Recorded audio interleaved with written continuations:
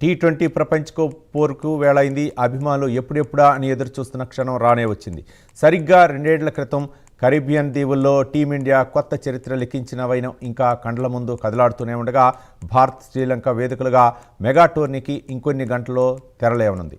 గతానికి పూర్తి భిన్నంగా క్రికెట్ను ప్రపంచవ్యాప్తం చేయాలనే ఉద్దేశంతో ఈసారి 20 జట్లు పోటీ పడుతున్న వరల్డ్ కప్ ఇవాళ అట్టహాసంగా మొదలు కానుంది.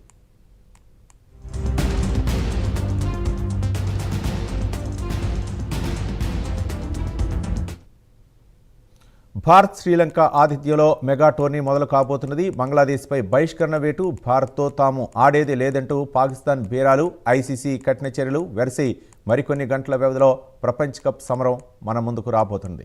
మొత్తం 20 జట్లు పోటీ పడుతున్న మెగా టోర్నీలో టీమిండియా డిఫెండింగ్ ఛాంపియన్ హోదాలో బరిలో ఉండగా ఆస్ట్రేలియా, ఇంగ్లాండ్, దక్షిణాఫ్రికా, న్యూజిలాండ్ దక్షిణాఫ్రికా కప్ వేటలో కసిగా ఉన్నాయి.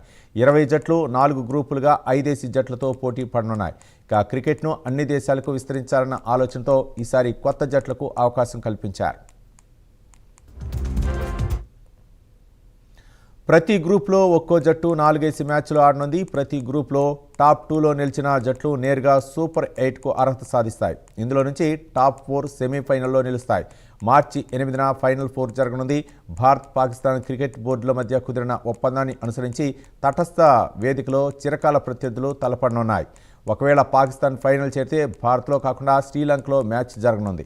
ఈసారి భారత్లో మొత్తం 5 వేదికలు ముంబై, ఢిల్లీ, కోల్కతా, చెన్నై, అహ్మదాబాద్లో మెగా టోర్నీ మ్యాచ్లు జరగనుండగా శ్రీలంకలో కొలంబోలో పల్లెకిలే ఆతిథ్యమేమనున్నాయి.